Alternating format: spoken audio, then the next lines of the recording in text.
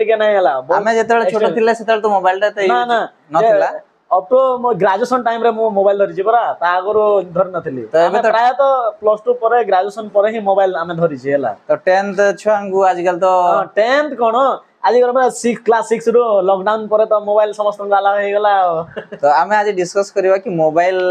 କଣ ପ୍ରଭାବ ପଡୁଛି ଆଉ ଏଇ ଭିଡିଓ ସ୍ପେଶିଆଲି ଯୋଉମାନେ ବି ଗାର୍ଡିଆନ ମାନେ ବି ଦେଖୁଛନ୍ତି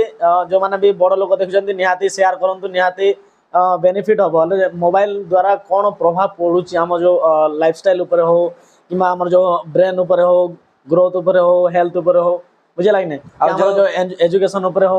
जो छुआ माने भी भाबुचंती कि नहीं दी जण भाई मोबाइल विषय कहि कि ना फोन नंबर छडे देले घर लोक सेटा भाबंतुनी सर भाबंतुनी हला तार प्रोज कॉन्स नै कि आछू हला तार बेनिफिट भी रही छी आ तार जो माने डिमेरिट भी रही छी बुझे लाइन मेरिट डिमेरिट सब जिंस रो थाए तो परसेंटेज अनुसार हमें देखियो गले इंडिया इंडिया रे एबे वर्तमान केते अछि 86% अप्रोक्स 86% पाखा पाखी माने सेमिति तो नुहे जे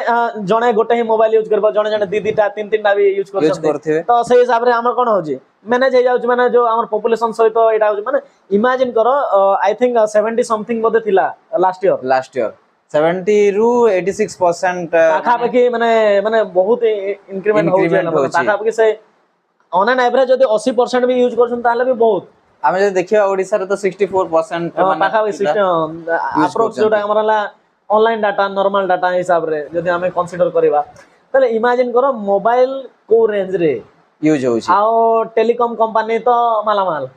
तो जियो कोन हे 2016 पर से तो सब करची हां तो जियो आसला पर बहुत माने एडवांस भी हे जाई छी तो आजकल इन्फॉर्मेशन आ सब आडे जोटी पाइले आपण माने YouTube